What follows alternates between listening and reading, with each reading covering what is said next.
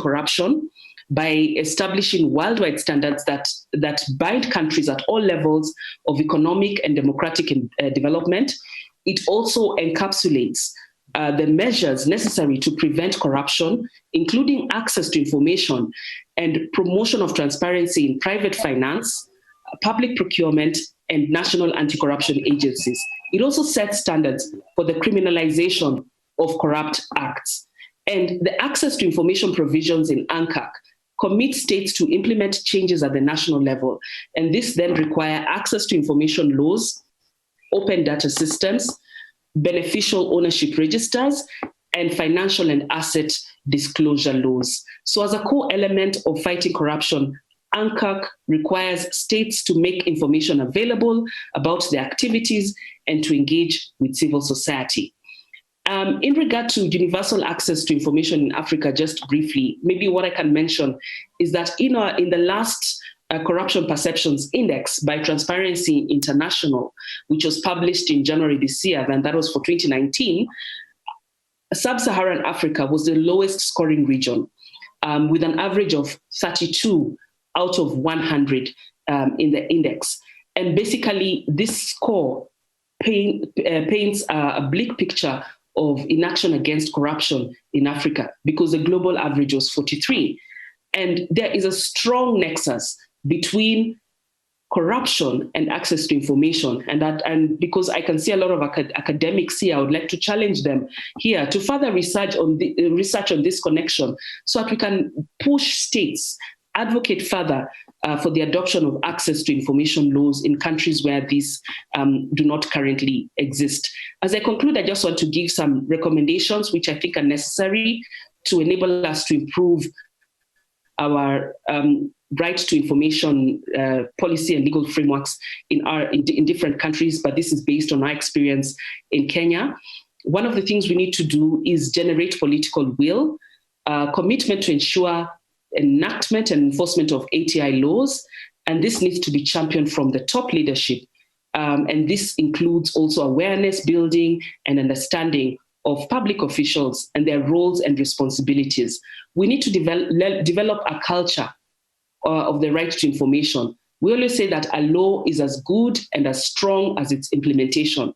And we therefore need to build a strong demand side of media and citizens who are testing our access to information systems and demanding all kinds of information. For this to happen, we then therefore need intensive legal education and awareness and freedom of information campaigns to raise requisite awareness amongst the population and stimulate filing of requests. We also need to push for government efficiency and information management. An access to information law is not only a tool to uncover corruption, it can also be a very strong preventive measure. And in fact, one of the things we're now building upon in the fight against corruption is to strengthen prevention measures so that you don't have to get to the point where we are reacting to corrupt incidents or corruption cases, after the event, after money has been stolen. What can we do to ensure that public resources are at the first step insulated from theft?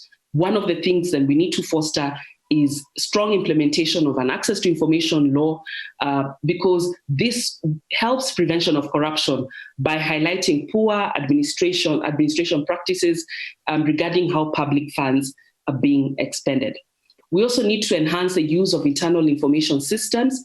We're in the IT world, thanks to COVID, that has pushed us further into the digital space. So we need to explore the use of IT systems, web portals, filing systems, digital records and archive systems, and procedures, especially in regard to sharing and storing of financial information, which we always insist must be published in open, accessible formats and platforms. I think this will go a long way in terms of building a culture of access to information and preventing corruption. I really want to stop there, but I just want to say thank you again for the opportunity. As TI Kenya, we'll continue to play our part, hold the government accountable, especially in fully implementing our right to access to information and also in implementation of our access to information laws. We also want to ensure that we will also ensure that we continue to create awareness of the role of different stakeholders, citizens, media, the state, in regard to access to information. Thank you very much, Lengiwe, for this opportunity, and I look forward to engaging in other parts of this program. Thanks. Thank you very much, Sheila, for that. We now have a picture of the situation in Kenya with regards access to information and the efforts that are being done by Transparency International. And in your presentation, Sheila, you mentioned the aspects of COVID-19, the situation that, the global pandemic that we are faced with, and the use of public resources. There have been a lot of talk about corruption and misappropriation of those resources. And it brings in the issue of access to information, transparency, accountability. So this conversation is very important within the general context, but also specifically under COVID-19. So I'm moving over to you now, Thabani. In the issue of COVID-19 and other issues in Zimbabwe, there's been a lot of talk about public resources, corruption, the culture of secrecy, lack of accountability. Please take us through what is happening in Zimbabwe in that regard, and also maybe specifically also address us on the issue of whistleblower protection. Thank you very much, Lengiwe, and also to thank you specifically for proposing this rich panel, and special thanks to Commissioner King. Our paths seem to cross frequently rather than not this past month. In a nutshell, I want to thank you again for giving us the opportunity as MISA Zimbabwe to showcase the challenges around access to information, right to privacy and expression in Zimbabwe. MISA Zimbabwe is a part of the regional network with a presence in 10 countries in Southern Africa. And MISA Zimbabwe works within and without Zimbabwe to promote right to expression, access to information, right to privacy and media freedom. It is in this regard that we feel privileged to be seated in this space. Firstly, Zimbabwe is going through a process of reviewing its laws, and probably this is one of the key steps that have presented itself in quite a long time. And as we know in politics, once a window opens, we try as much as is possible to influence the outcome incrementally. But we risk squandering the opportunity if we do not take it in a holistic manner. And as such, in reviewing our laws, we have identified the Archaic Access to Information and Protection of Privacy Act and Broadcasting Services Act as the two pieces of legislation that the government believes they need to be repealed or reviewed extensively. In terms of IPA, which is wrongly named as Access to Information Law that came at the turn of the century, we have managed to so far partially repeal it. Because it had three key legs it stood on and broad components that it regulated: access to information, media regulation, and privacy, all lumped in one law. So far, the access component have been completed, leading to the promulgation of the Freedom of Information Act, which came into force around June, July this year. So in terms of its prominence, this is the law which was supposed to repeal IPA in total. However, the regulation arm of the Act is still in Parliament. where we are still engaged as stakeholders and the government on the most progressive way of regulating the media industry. While the private component is fragmented, one arm being sponsored by Ministry of Information, the other one being sponsored by the Ministry of ICTs. We hope that we'll utilize as much as possible this window of opportunity and make our laws progressive and responsive to the changing tastes of the Zimbabwean people. The second issue is that Zimbabwe is also coming up with a cyber crime, cyber security and data protection bill, which is before Parliament. The speed with which it is being pushed, it is almost overtaking the bills and that came into Parliament almost 2 years, 2 to 3 years ago. Because it has serious challenges on the right to privacy. These we cannot speak them as divorced to each other. That is the right to privacy and right to information. These are intertwined. Simply put, they mean the same. If you compromise the right to privacy, literally you are going to compromise the right to access information that is critical for informed decision making. Thirdly, these issues are broadly provided for in our Constitution through Section 57, Section 61, and Section 62, which speaks to right to privacy, right to information and media freedom, and a right to access to information holistically. And they must also be understood and read together with the model law at AU and the recently reviewed declaration on principles of expression and access to information, as it sets the foundation for a progressive access to information law. Having said that, Zimbabwe has no sufficient whistleblowing mechanisms in place. And this has been evidenced by many developments, be it at parastatals, be it at media. Only around 2019, you saw the workers at the utility power supply, ZESA, being the whistleblowers on corruption being exposed and being fired. Literally because the law is weak in terms of protecting whistleblowers. This is also compounded by the fact that the level of corruption is structured to the extent that the law is weakened for a purpose of further consolidating the same.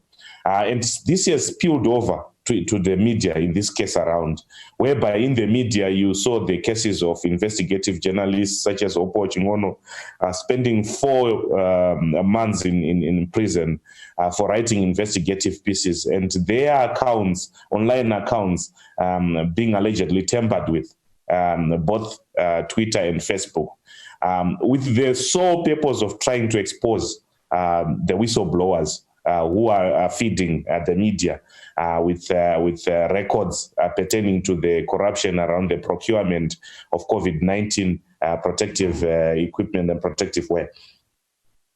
This puts to the fore the fact that Zimbabwe, in its current form, though it was one of the first movers at the turn of the century to come up with an access to information law, practice and the law remain weak in terms of consolidating and galvanizing whistleblowing. And this now is being further complicated with what I outlined. All right, as you can see, the International Day for Universal Access to Information being observed today. This event focuses on the role of access to information in promoting transparency and tackling corruption in Africa. So there's a sharp focus on the right to information in times of crisis. You heard the speaker from Kenya saying, and looking at the advantages of having constitutional, statutory, as well as policy guarantees, one would say, for public access to information to save lives. Also, one would say, to build trust and to help formulation of sustainable policies through and beyond the COVID-19 crisis. So that was that webinar. I want to get you more details on our breaking news this morning. Siyabonga Maku, accused of killing KZN couple Glenn and Vida Rafferty, has abandoned his bail application in the local magistrates' court. Let's go straight now to KwaZulu-Natal. Vusi Khumalo is covering this story for us. Vusi, good morning to you once again. You getting reaction with regards to this latest development? The laws include the most mischievous, such as Zimbabwe, Angola, Mozambique, which are also highly mischievous or violating the very same law which is in existence.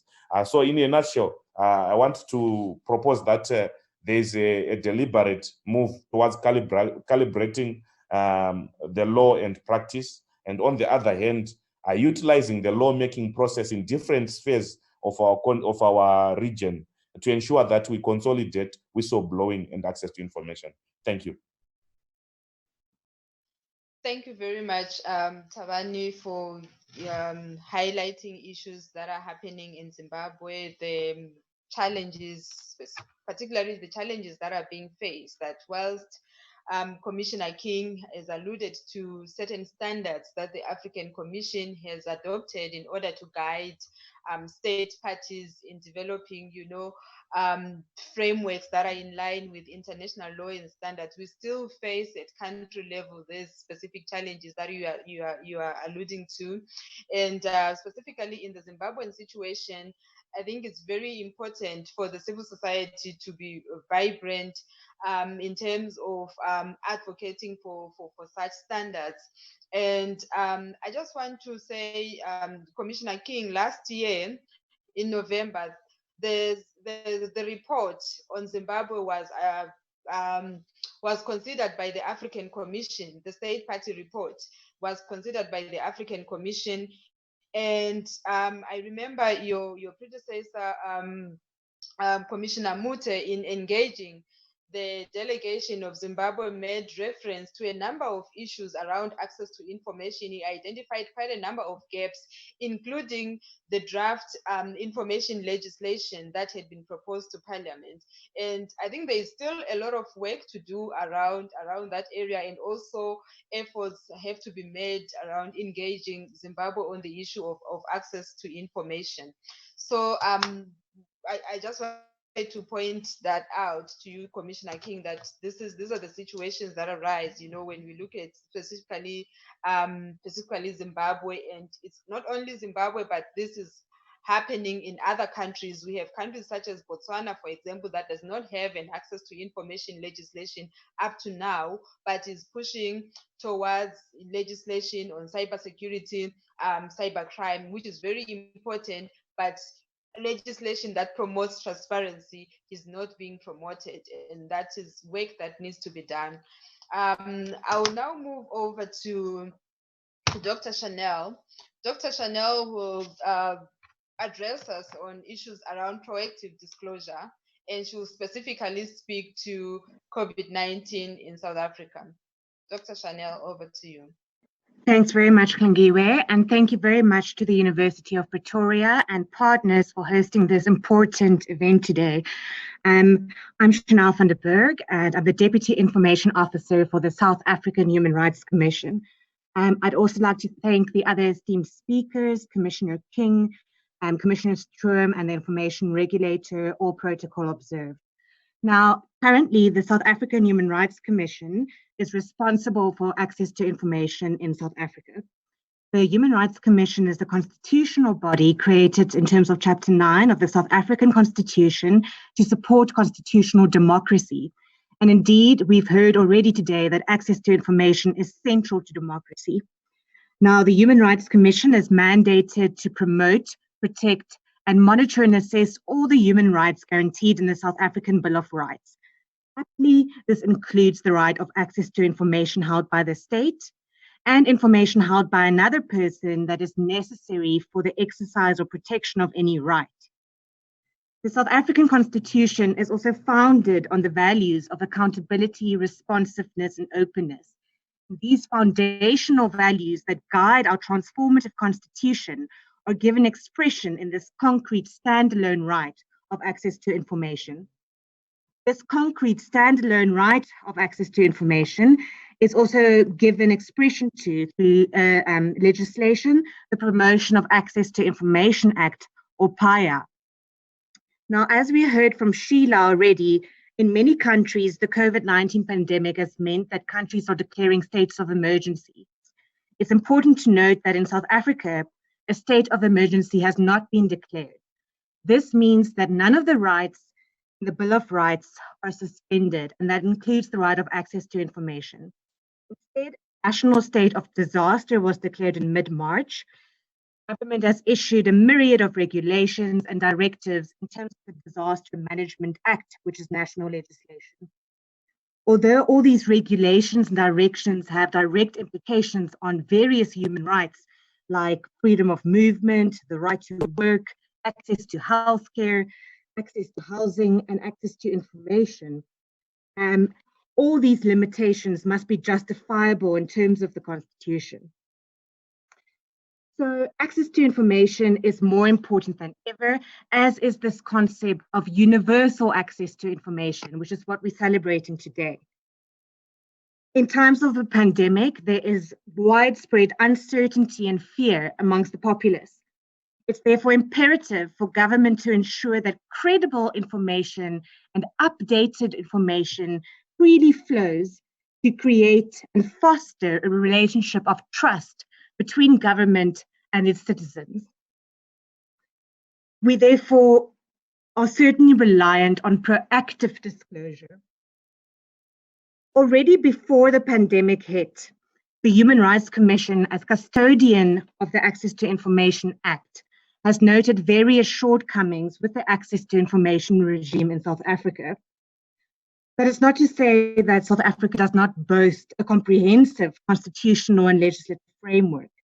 Indeed, we are one of the few countries who guarantees the right of access to information that is held by both the state and by private actors.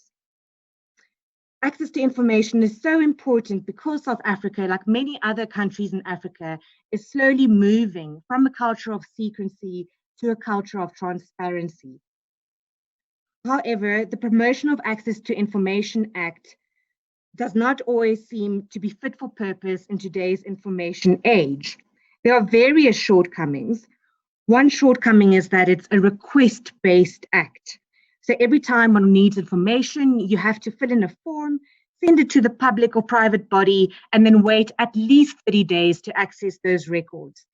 It can be over 90 days that you wait if a request is postponed or extended, and third parties have to be notified.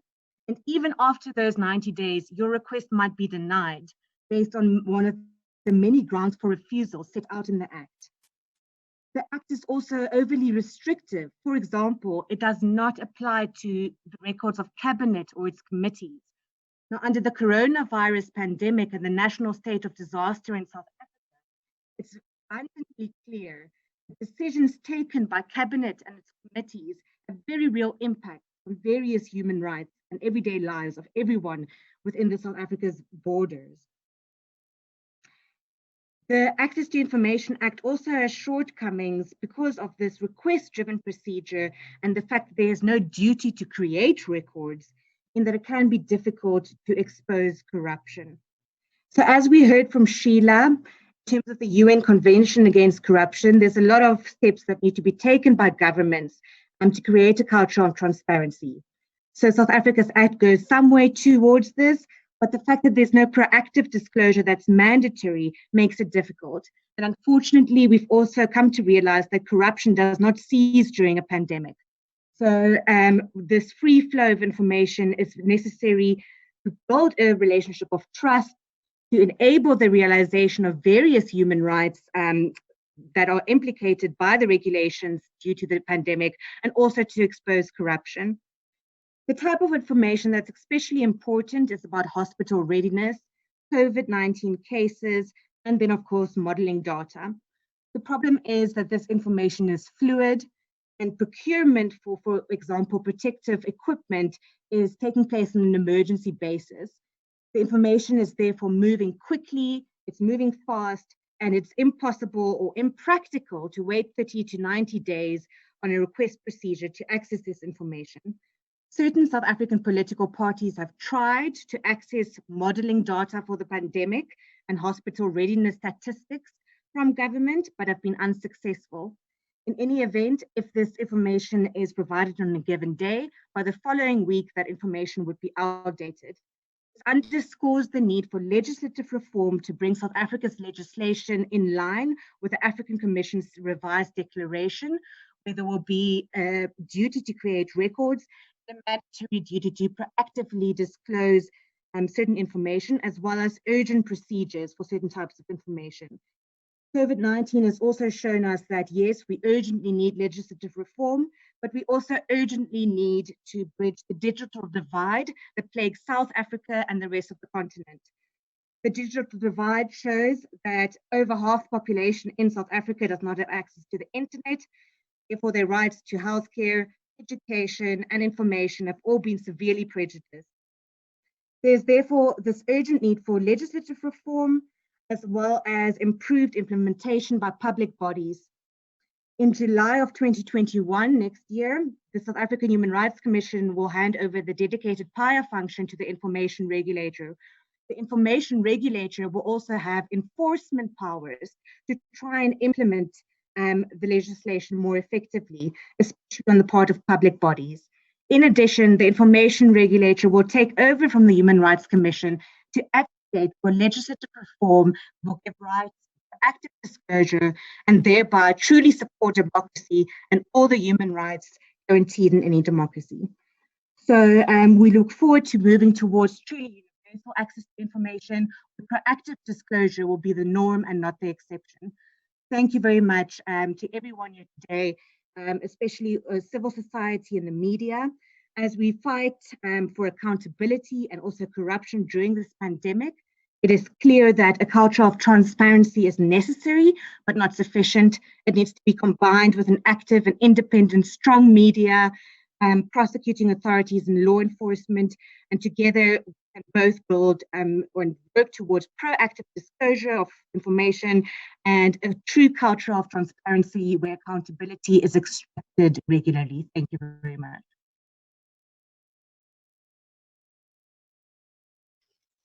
Thank you very much, Chanel, Dr. Chanel, for your presentation on the South African perspective, and particularly addressing us on one of the cardinal principles when we're looking at an access to information regime, which is that of proactive disclosure.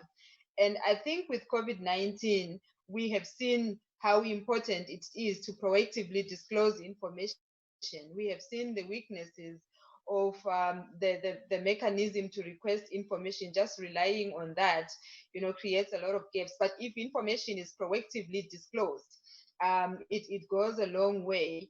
And this is with regards to COVID-19, and this is with regards to access to information in general. So when we're looking at the model law on access to information, it's one of those fundamental principles that it emphasizes, and also the adoption of the Declaration of Principles on Freedom of Expression and Access to Information also emphasizes proactive disclosure and also maximum disclosure of information.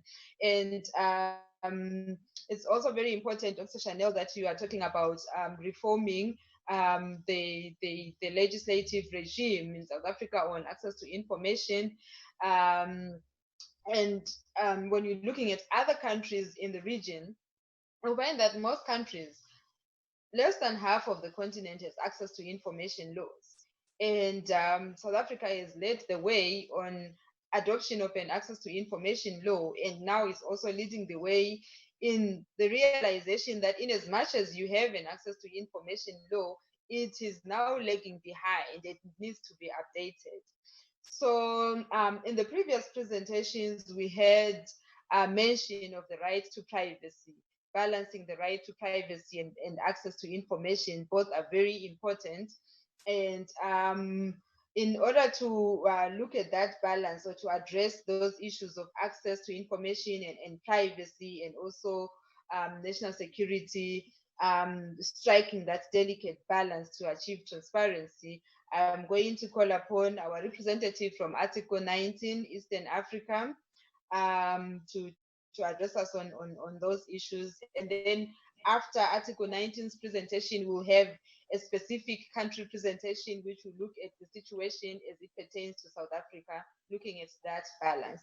And I also want to encourage our participants, if you have questions to any of the speakers, to just include them in the chat section, or any comments. Make use of the chat section. We'll have a discussion after all our participants have presented. So please make use of the chat section. I'll now hand over to Sandra Waswa to address us on issues of balancing the right to privacy and access to information. Over to you, Sandra.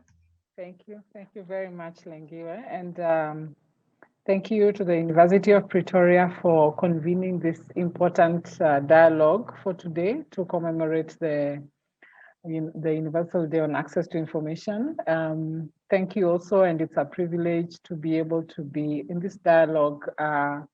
As a special rapporteur mentioned that this is her first, and what a timely day to do that. And so also very glad to make her acquaintance and meet her and all other colleagues and participants on this forum.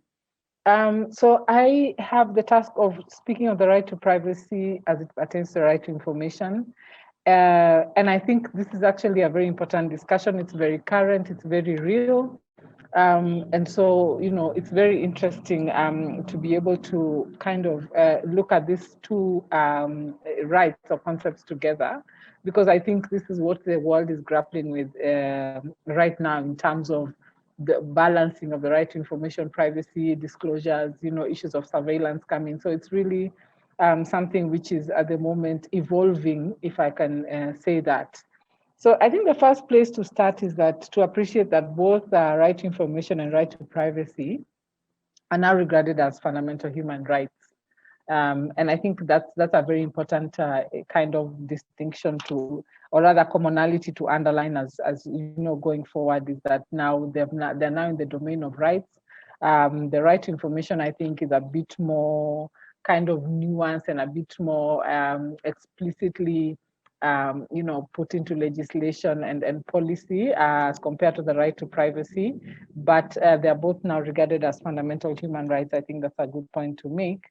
And actually the conceptualization of this, though, is not recent, and in the Universal Declaration of Human Rights, the appreciation that privacy is a human right was actually already there, in that but it was, of an expanded view that nobody shall be subjected to arbitrary interference with their privacy, family, or home. With regard to information, no one shall be subjected to arbitrary interference with their privacy, family, home, or correspondence, and not to attacks upon their honor or reputation. So ideas of reputation were there, and honor and dignity of human life. And that really is what back then looked at the issue of privacy, spoke to those aspects. But now, and there's the appreciation that the right to privacy allows personal autonomy also, while ensuring democratic freedoms of association and expression, such that there should be the appreciation that much as we are talking about rights of privacy, they do not contradict in any way with the rights of freedoms of association and expression, but in fact, serve to enhance them. Because I think when people are secure that their right to privacy, is being fulfilled, they feel freer to associate, freer to, to express themselves. And so there's that, it's more like two sides of one coin. And essentially, the right to privacy gives individuals, groups, and institutions the right to determine for themselves when, how, and to what extent information about them is being communicated to others. And this becomes so important in an information age where, there's so much information and data being collected, amassed, shared, disseminated, whether it's by, for instance, for business purposes, whether it's like, for instance, by the internet service providers, for instance, by big telco. I mean, this becomes a very big issue because people want to feel in control. It's really about controlling what goes out there, when and how often and to what extent, and it becomes a very important consideration to make. And so it has become an element of various legal traditions to restrain governments and private actions that threaten the privacy of an individual. And so far, over 150 national constitutions mention the right to privacy. So the idea is it mentions the right to privacy. But I think one of the things we'll note going forward is that we do not yet have that threshold of protection in terms of legal and policy enhancements protect, to enhance the protection of privacy. And so much as they have a mention in them, they're not yet nuanced. I think this is one area where practice is ahead of policy, in that there are so many evolving things to do with information and data that often the policy or the legislation or the practice lags behind. And that's one of the issues I think we have to appreciate about that. So it's necessary for meaningful democratic participation and to ensure human dignity and autonomy. I think the other thing to note is that therefore, that in terms of the right to privacy, there is no one definition of the right to privacy. And because this is something that still, I think there's a lot of engagement about, and as it's evolving, either people are having wider or narrower interpretations. And that's one of the things that RTI advocates, and therefore advocates of right to privacy, we have to consider how we conceptualize the idea of privacy, because it is still at the idea of that conceptualization. But for instance, for us in the Constitution of Kenya, it takes a wider interpretation of the right not to have one's person, home, or property searched, possession arbitrarily seized. With regard to information, it says information relating to the private family or private affairs unnecessarily revealed or private communications exposed. And so how we conceptualize privacy then becomes important for purposes of probably, domesticating or contextualizing it to different countries or to different jurisdictions.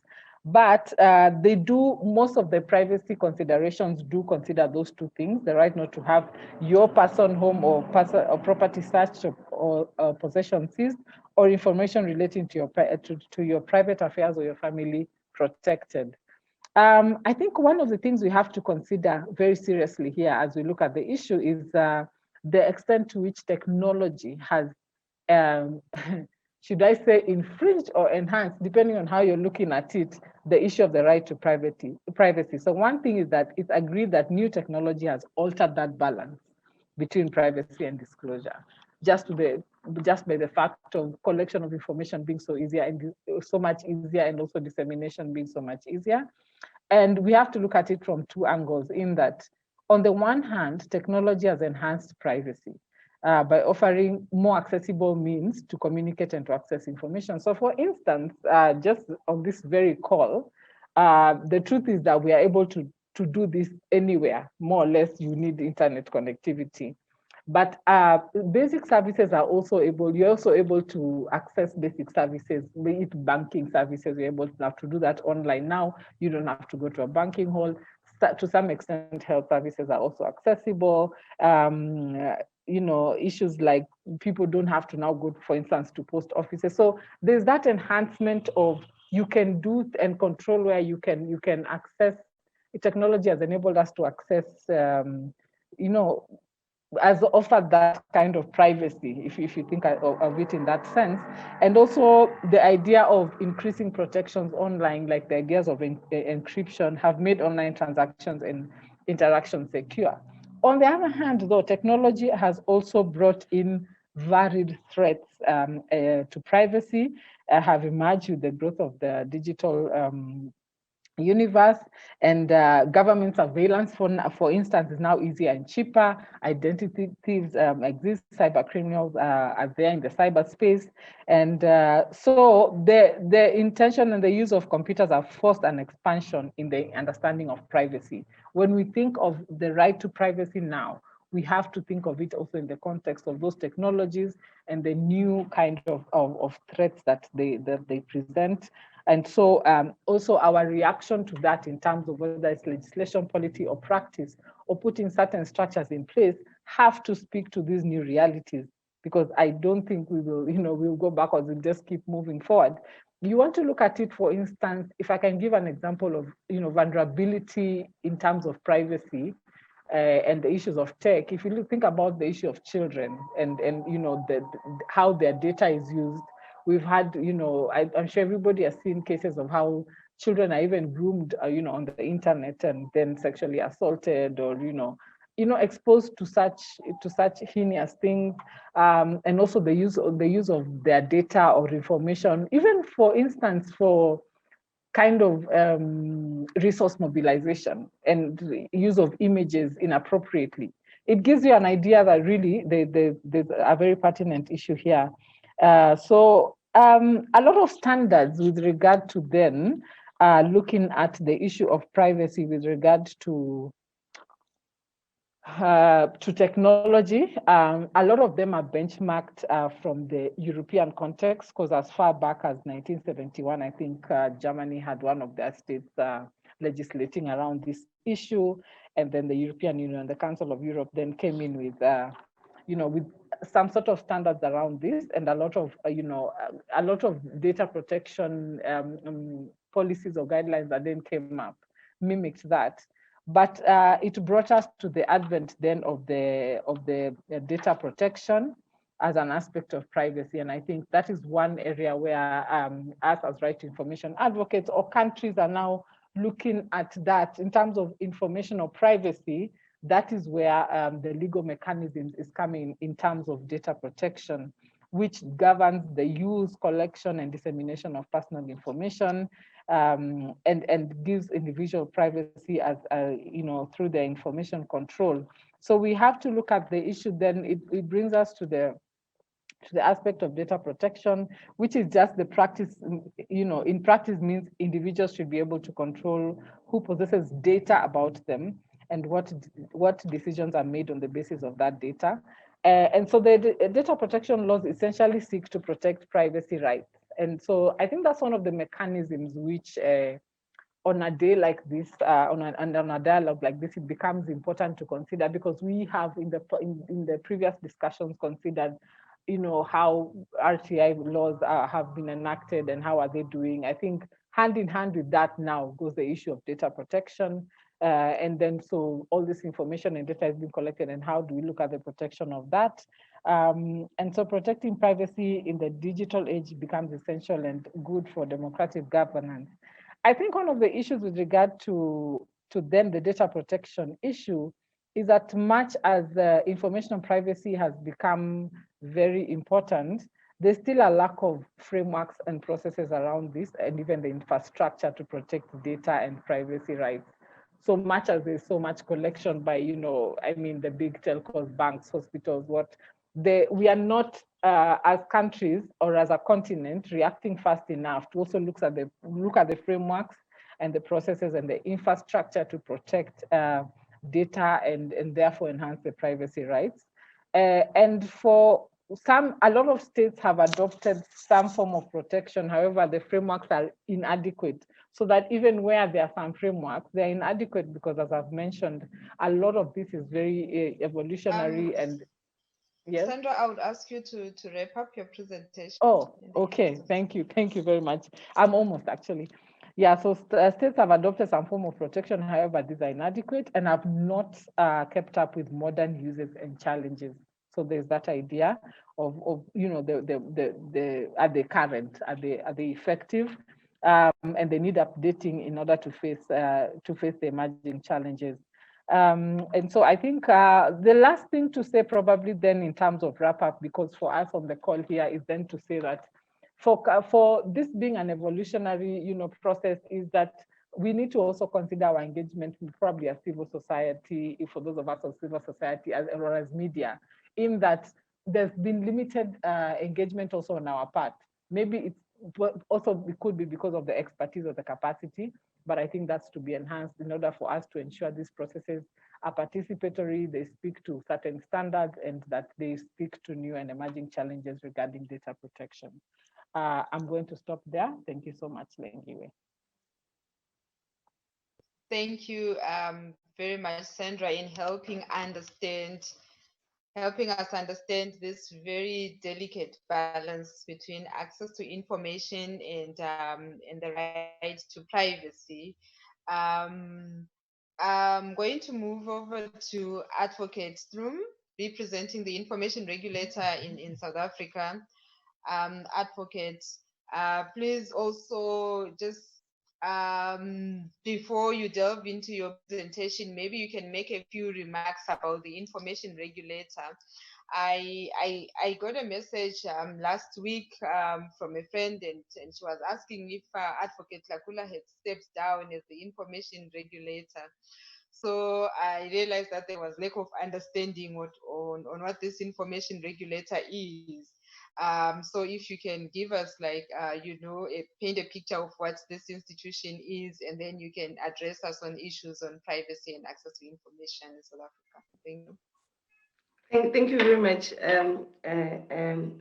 Ms. Dube. Advocate Lakula is still the chairperson, she's around. Thank you very much, Ms. Dube, fellow panelists, Commissioner King, and the participants on the webinar. Before I go to the topic that I was tasked to discuss, I'll briefly explain who the information regulator is. The information regulator consists of 5 members, 3 ordinary members and 3 full-time members and 2 part-time members. One of the full-time member is the chairperson, and one member also on the 3 who are full-time is myself. I'm designated and responsible for the promotion of access to information, and it will be Advocate Wipond who is the designated member for the protection of personal information. We took office in December 2016. We are one of the few regulators who have a dual mandate in Africa, meaning the right to protection of personal information and the right to access of information. So we are responsible for 2 pieces of legislation: the Promotion of Access to Information Act, which is the PAIA, and the Protection of Personal Information Act, which is POPIA. Now, as Dr. Chanel van der Berg has said, that as far as our mandate in relation to promotion of access to information, the mandate is still with the South African Human Rights Commission.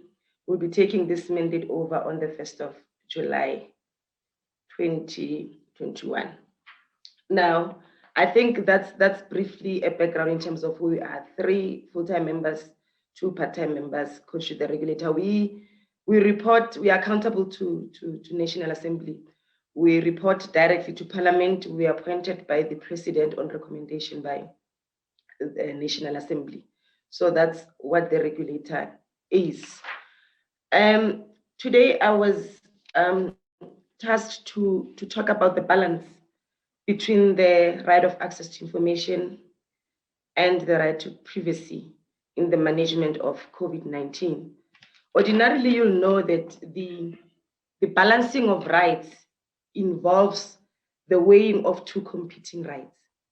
But in this instance, as far as the right of access to information is concerned and the right to privacy are concerned, these 2 rights are complementing each other in a sense that they seek to hold government accountable to its citizens. Now, as you are aware, in South Africa COVID-19 in South Africa was officially declared a national disaster, and government had to intervene and make regulations to manage and cap the spread of this pandemic. In doing so, I'll start first by privacy issue before I go to the right of access in terms of how we come to the balancing act. Firstly, in relation to privacy, in respect of POPIA, POPIA provides for the processing of lawful processing of personal information. Now, as you are aware, government has collected a lot of personal information during this pandemic.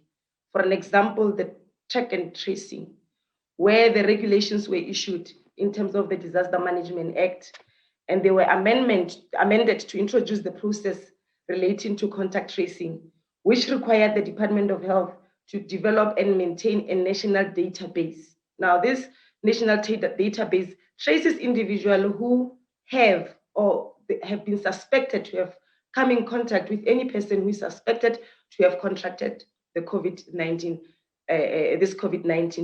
disease. Now, this database has a lot of personal information in it, including names, ID numbers, addresses.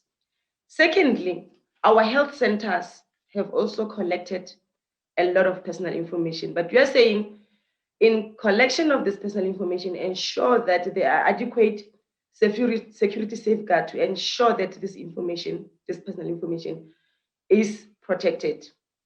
POPIA is specifically Section 14 allows for retention of this records of personal information for statistical research or historical purposes. So government can retain this information, but they must ensure that there are adequate safeguards to ensure that this information is being protected.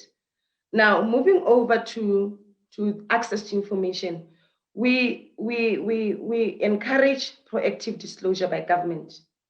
We're saying the information that government disseminate in relation to COVID-19 must be accurate. And accuracy meaning it will allow citizens to follow the responses to the crisis, such as the restriction rules, regulations of travel, schooling, and virus testing. There should be maximum transparency in terms of when decisions are being made by government and by who, so that people know what is going on. So even the disclosure of these statistics relating to the pandemic is of interest to the citizens. So we are saying proactively publish health information to ensure the safety of everyone, especially our vulnerable population and people who are living with disability, or for a better word, who are enabled differently.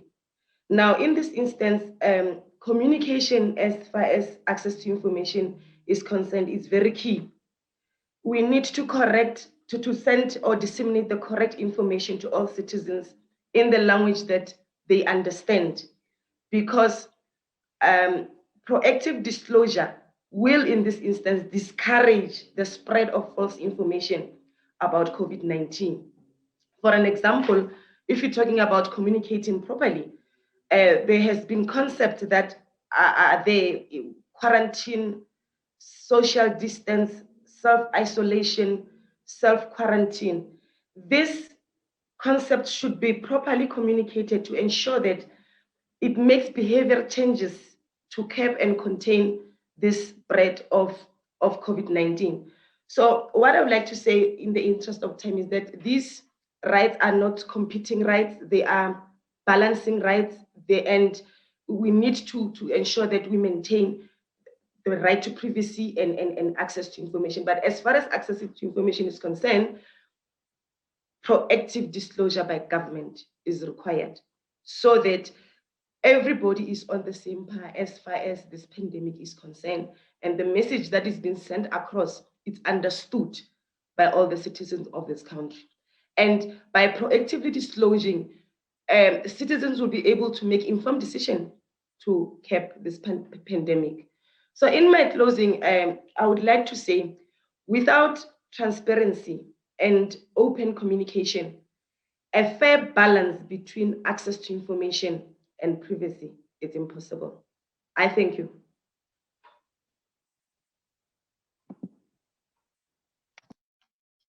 Thank you, Advocate Strum, on those very important remarks. And if we get time, after our two remaining presentations, maybe you can enlighten us on the role that was played by the information regulator during COVID-19, the specific role. So right now we are moving on to a very important aspect of access to information.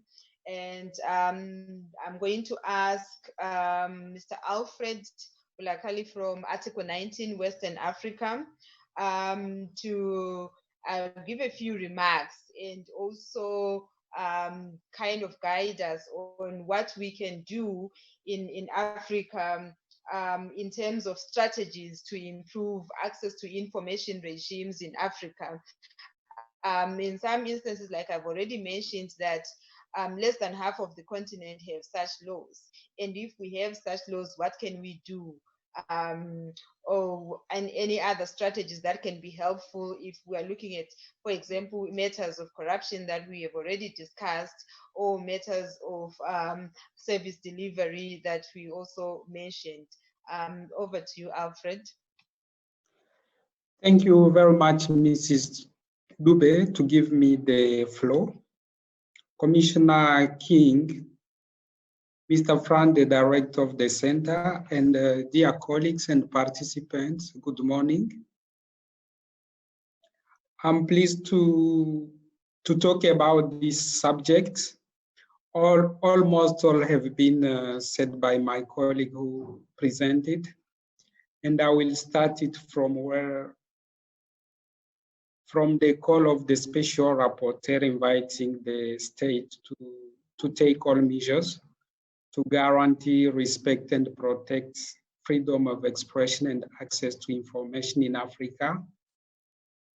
I prepared a small presentation that I'm going to share with you, so as those who can't catch well my English can refer to the document. So please, I hope you see my screen.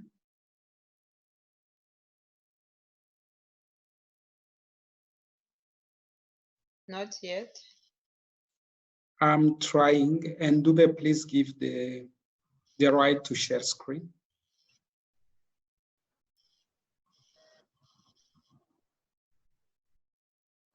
Please try again, Alfred. Yeah, I can. Can you see it now, please? Yes.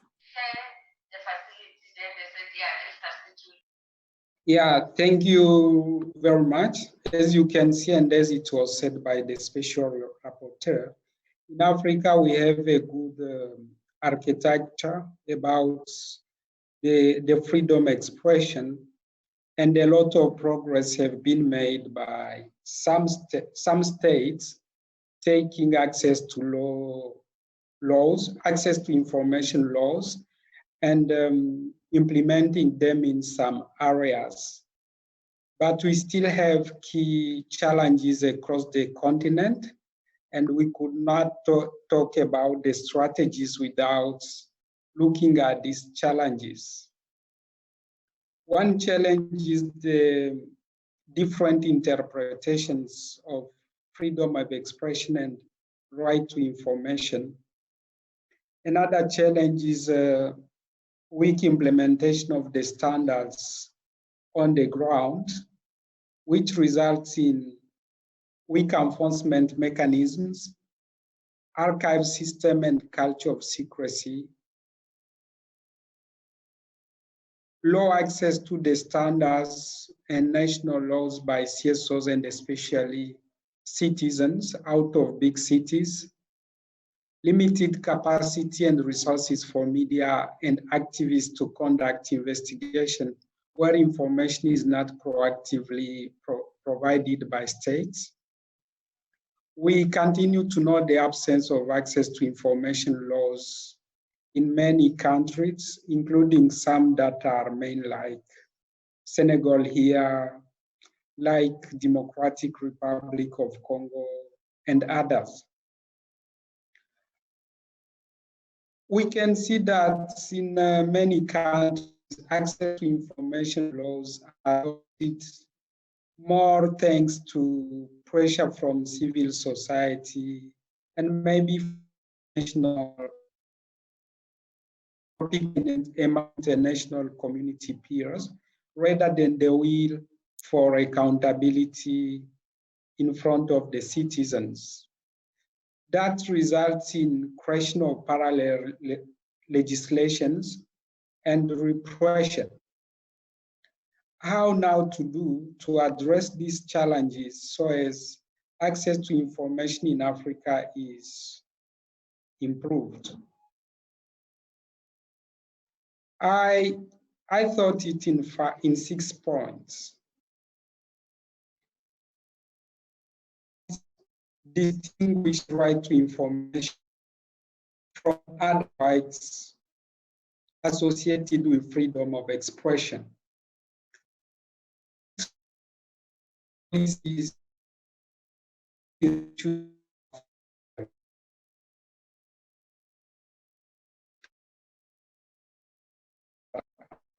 on access to information, and we need a real political commitment for transparency, and accountability. And finally, we need citizen demand and engagement, and somehow to rethink the model of Africa for human rights, access to information, and public accountability. Why not? As I said, we can't dissociate access to information and other freedom of expression rights. So as access to information to be effective, in our countries, we need to protect and respect right to protest.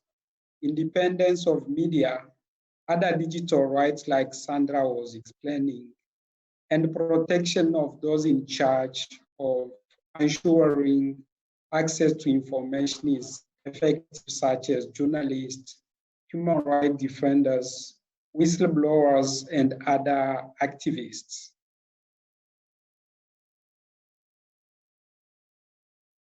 Of course, we need strong laws and policies in each country with empowered institutions to enforce them.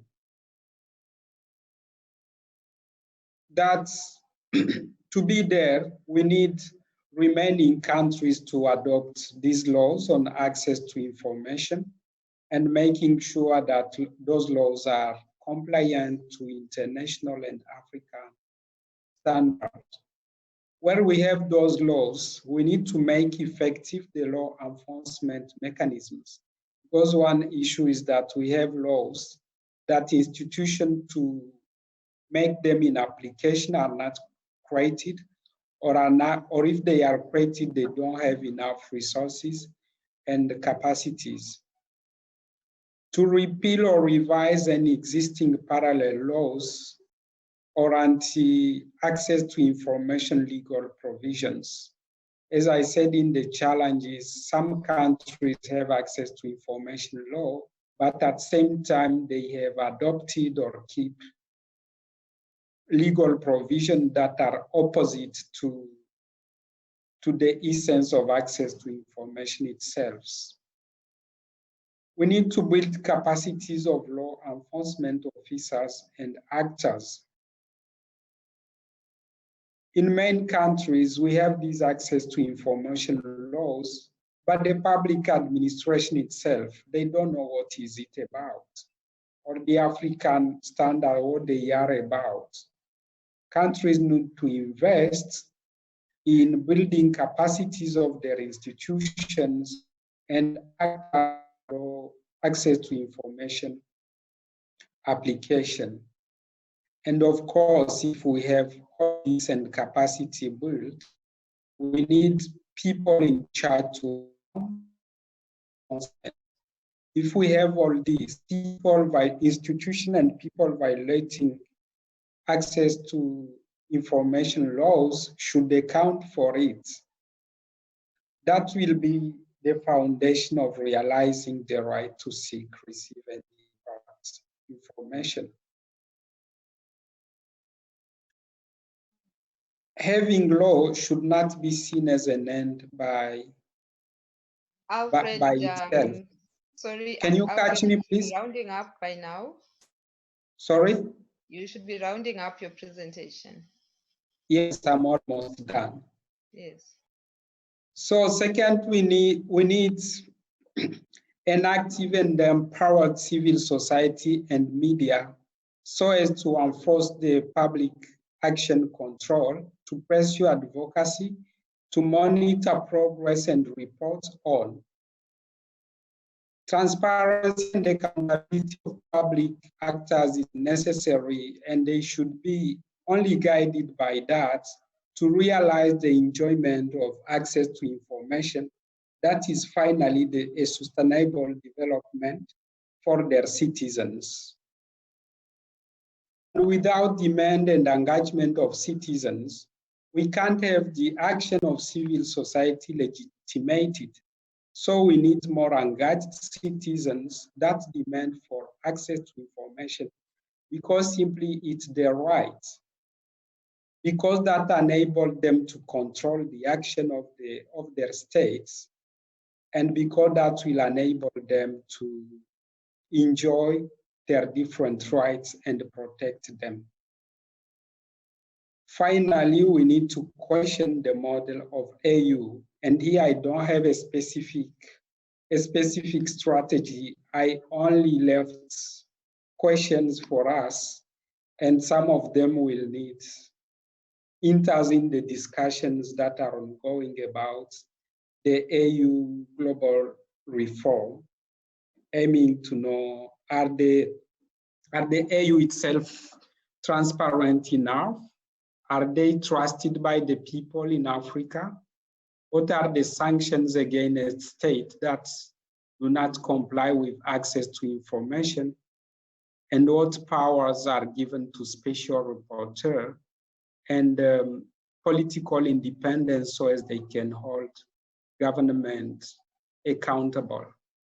So those are the key points in which I thought we can have the access to information in Africa strengthened for now and for the future. Thank you very much for your attention. Shukran.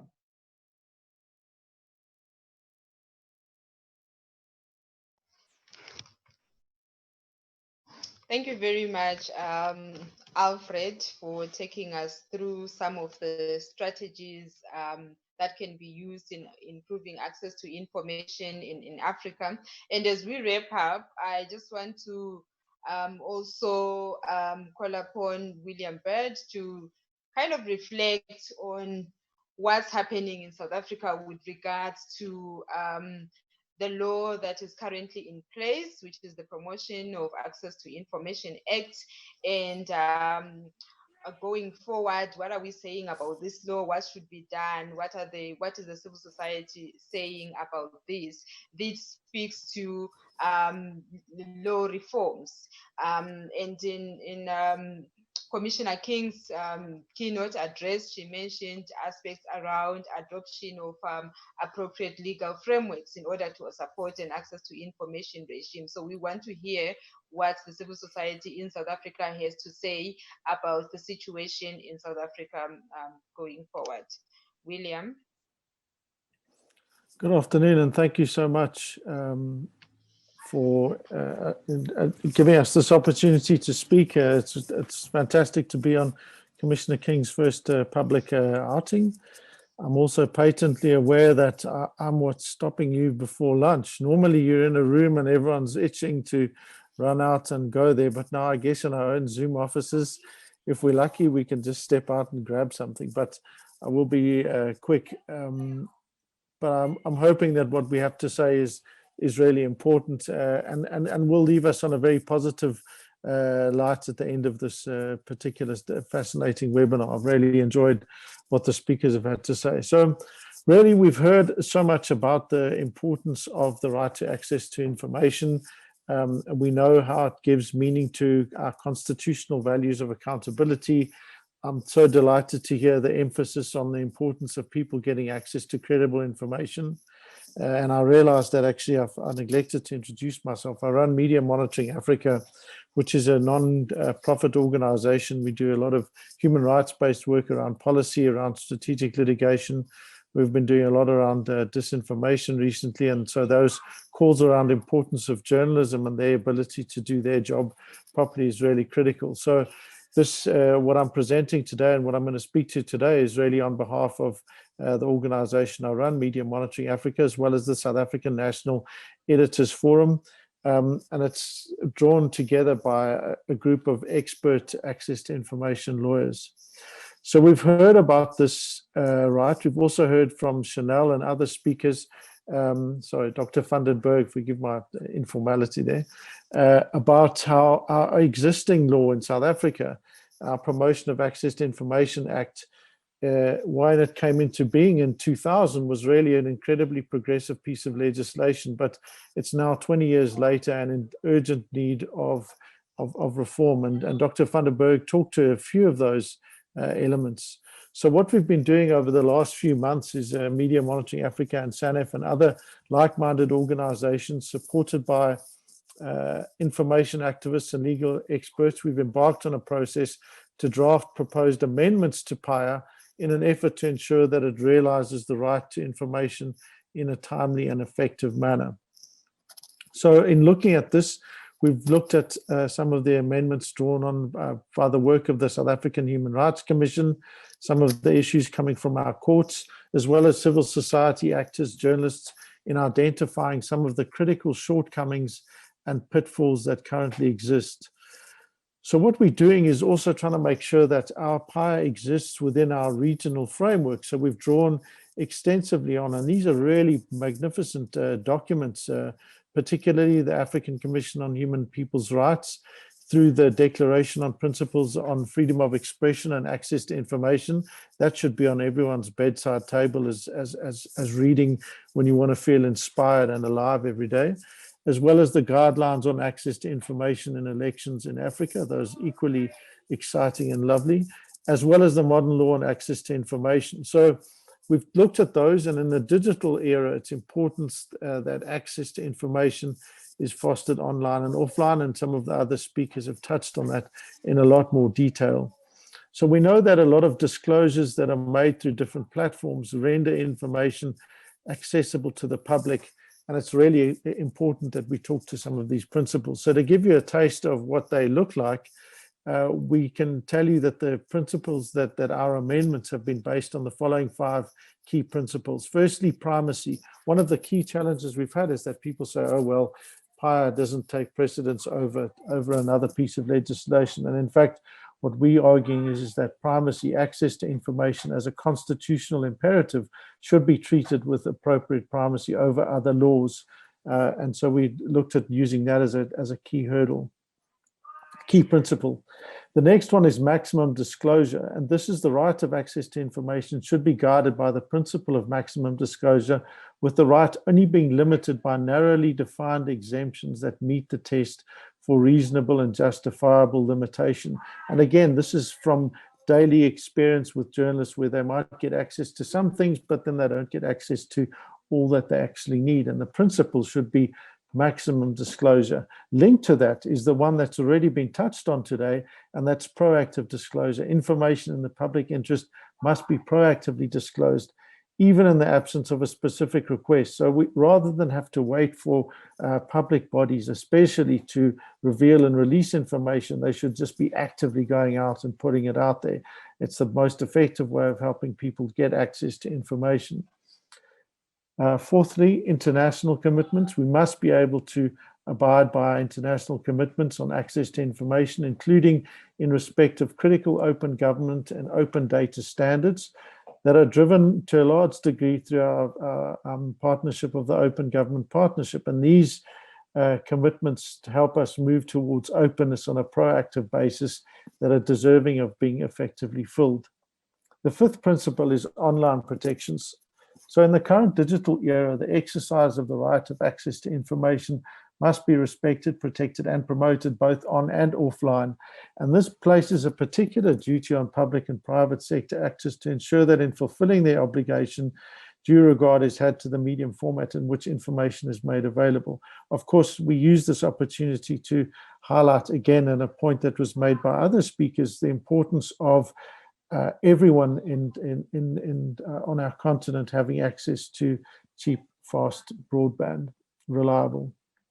So underlying these principles that I've just gone through is a core concern about the efficacy of PIA. So one of the things is, it was a great piece of legislation when it first came out, but it wasn't as easy to use. And so over the years, we've seen a number of issues have come to the fore, which is that bodies sometimes delay, they stifle, or they give you little bits and pieces of information.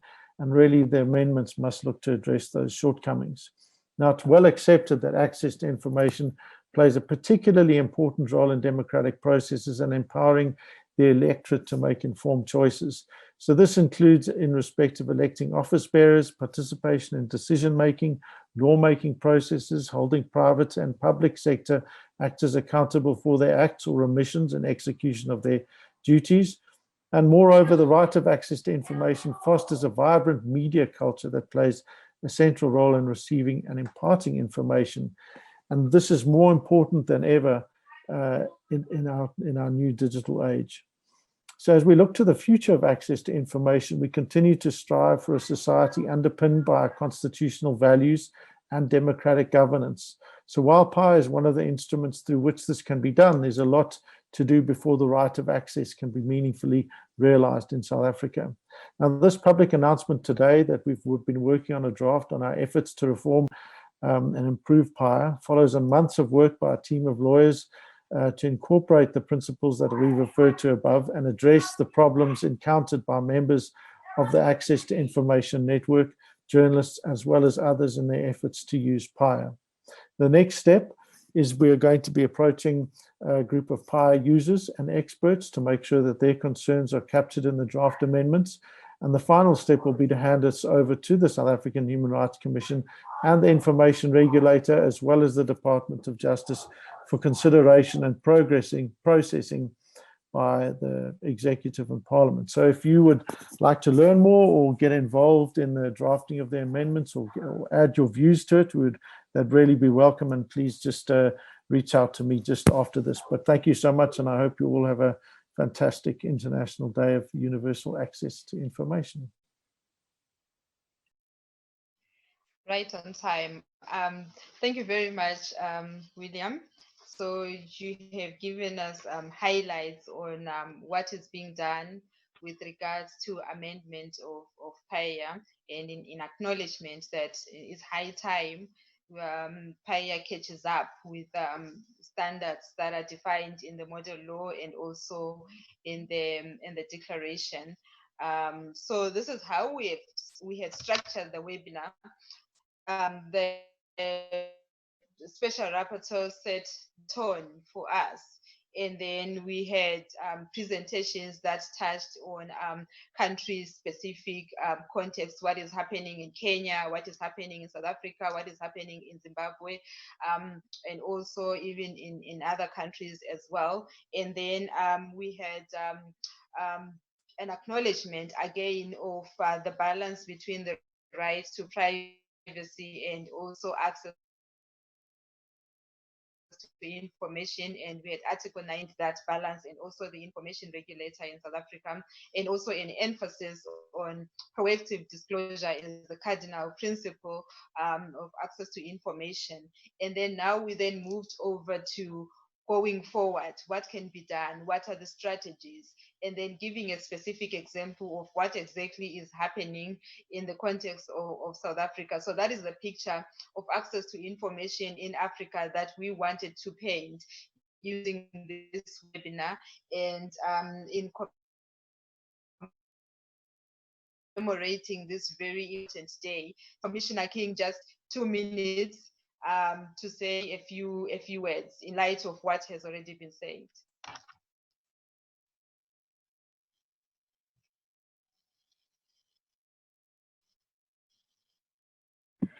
Thank you very much, Lingiwe, and thank you very much to all the speakers for such wonderful presentations, particularly highlighting that yes, a lot has been done, but there's still a lot more needs to be done. And I'm particularly interested in the emerging issue of the rights to privacy. As you know, the Commission has done a lot of work around access to information and expression issues, but we have not actually pronounced ourselves on the right to privacy, and it's important that we follow on the discussions and the dialogue around this issue. I want to thank all of you for sharing and for making this day very meaningful in terms of our commitment and re-energizing ourselves to continue the work on access to information and all of the issues that are involved, and making sure that within our national jurisdictions that we have effective, not only laws, but effective laws and laws that are implemented and monitored, so that our citizens and individuals living in our various countries can actually enjoy the realization of access to information. Thank you. Thank you very much, Commissioner King, for those concluding remarks. I am sure from the presentation, it's very clear to the African Commission that indeed there is still a lot of work to be done around the area of access to information. And now with the digital age upon us, we are speaking of embracing the fourth industrial revolution. What does it mean for access to information, and what does it mean for other rights? What does it mean for such important aspects such as access to internet and other supporting infrastructure that we need on the continent? And it's also the digital age is coming with issues that need the attention of the government, such as protecting national security in the digital age, combating cybercrime, strengthening cybersecurity. So all those are new issues.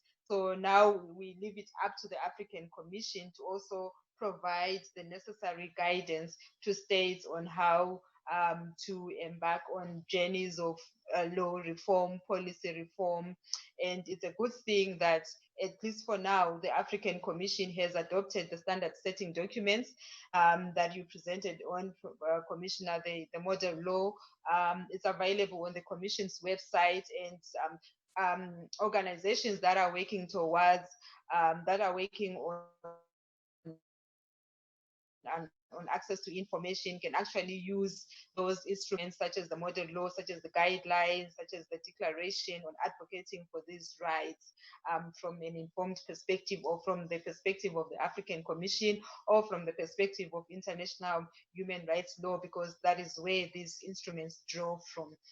And also, as the Center for Human Rights, we are thankful, we are grateful to everyone for participating in this webinar, for time to commemorate with us this important day, the Special Rapporteur on Freedom of Expression and Access to Information. Thank you very much, Article 19, Western Africa. Thank you very much, Article 19, Eastern Africa. We appreciate you, Transparency International Kenya, Media Monitoring Africa, and other civil society organizations in South Africa that put together the example of what is happening in South Africa. We also want to extend our thanks to the information regulator in South Africa for also highlighting issues of access to information and the right to privacy. And I think, and Mr. Zimbabwe has been playing a very important role in highlighting issues on media freedom, issues on access to information, issues of whistleblower protection, and has been playing a very important role in working on the law reform exercise, specifically the Freedom of Information Law and also the Data Protection and Cybercrime Law in Zimbabwe. So we thank you very much for the partnerships that are being developed and continue to be developed, and also the continued support of the mandate of the information regulator. As you can see, that there's a lot of work that needs to be done, and the African Commission needs our support. So thank you very much for your time. Have a lovely day. Bye. Yes.